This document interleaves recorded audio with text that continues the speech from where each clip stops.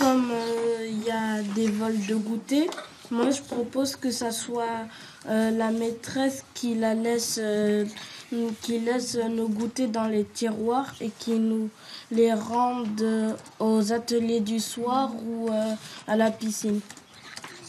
Si moi je suis pas trop d'accord, je trouve bien que c'est ton idée, mais en même temps c'est peut-être pas trop vraiment une bonne idée parce que la maîtresse elle a déjà mis des cartes Pokémon dans l'armoire et il y a des enfants qui les ont volées. Moi, je suis pas non plus trop d'accord parce que des fois il y a des gens, ce sera pas leur goûter, ils vont dire ça à moi, donc après il y aura peut-être aussi des vols. En gros, il y a quelques lois fondamentales dans l'école, le respect, etc. Et après, il y a tout ce qui est règles de vie, fonctionnement. Et tout ça, on peut en discuter. Moi, je propose qu'on fasse un atelier en fait, avec une dame à Caramel. Et en fait, c'est un atelier relaxation. Et moi, je pense que ça pourrait être une bonne idée pour la classe. Ça pourrait être un vendredi sur 2. Moi, j'ai vu des conseils de classe dans des pédagogies non freinées, parce qu'il y a des conseils de classe ailleurs aussi, mais où les enseignants, encore une fois, occupent tout l'espace de la parole. Là, effectivement, vous avez des dispositifs avec des enseignants et des petits élèves qui sont là et qui sont pratiquement à égalité du temps de parole.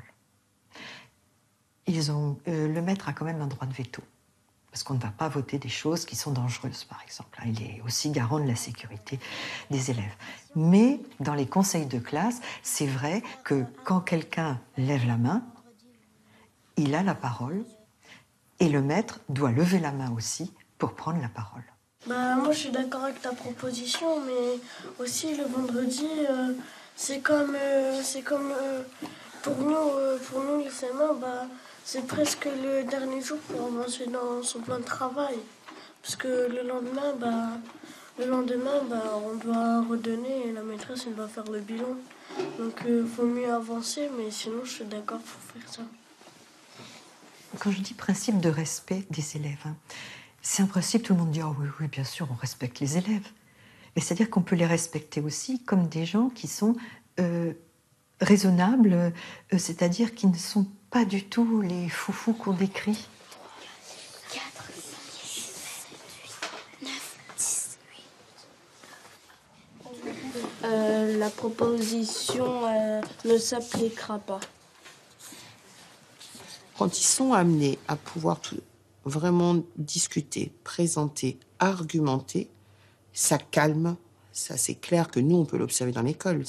Voilà, ça, il suffit d'écouter les bruits. Ça calme l'ambiance générale. Le fait d'avoir sa place, d'être connu, de pouvoir s'exprimer, tout ça fait qu'on est quand même forcément moins dans la violence.